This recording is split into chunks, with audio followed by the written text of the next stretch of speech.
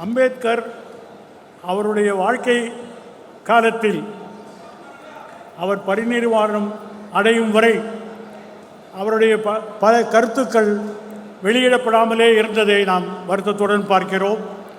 அவர் இறந்த பிறகு அவருடைய ஆவணங்களை எல்லாம் திரட்டி நீதிமன்ற உத்தரவின்படி அவையெல்லாம் மகாராஷ்டிரா அரசிற்கு ஒப்படைக்கப்பட்டது.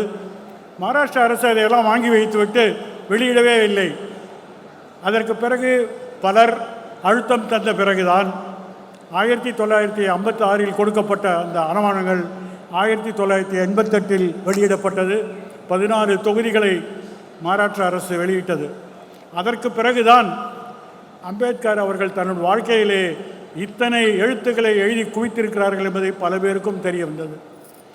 அந்த எழுத்துக்களை எல்லாம் ஆங்கிலத்திலிருந்து பல இந்திய மொழிகளிலே மொழிபெயர்க்கப்பட்டாலும் பரவலாக அவருடைய கருத்துக்களை எடுத்து செல்வது என்பது மிக சிக்கலான ஒரு சூழ்நிலையாக இருந்தது. அம்பேத்கர் அவர் வாழ்ந்த காலத்திலே ஒரு கடுமையான அவரை எழுத்து ஒரு புத்தகத்தை தயாரித்தார்கள். உங்களுக்கெல்லாம் தெரிந்திருக்கும். அவரோட வாழ்க்கையை பற்றி நான் அதிகம் சொல்லவில்லை. அவர் அமெரிக்காவிலே முனைவர் பட்டம் பெற்றது தத்துவத்திலே. அவருடைய காலத்தில் அன்றைய பம்பாயிலே யாருமே அப்படிப்பட்ட முனைவர் பட்டம் வாங்காத ஒரு சூழ்நிலையில் அவர் பம்பாயிலே வந்து தன்னுடைய தொழிலை ஆரம்பித்தார்கள். அப்பொழுது அவருக்கு அரசாங்கத்திலே ஒரு சிறிய வேலை கிடைத்தது. அந்த வேலைக்கு உண்டான சம்பளம் 400 ரூபாய்.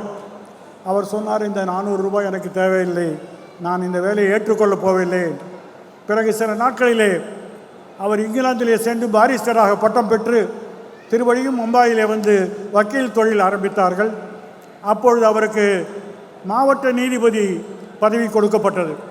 அந்த பதவிக்கு அவருடைய சம்பளம் 1000 ரூபாய்.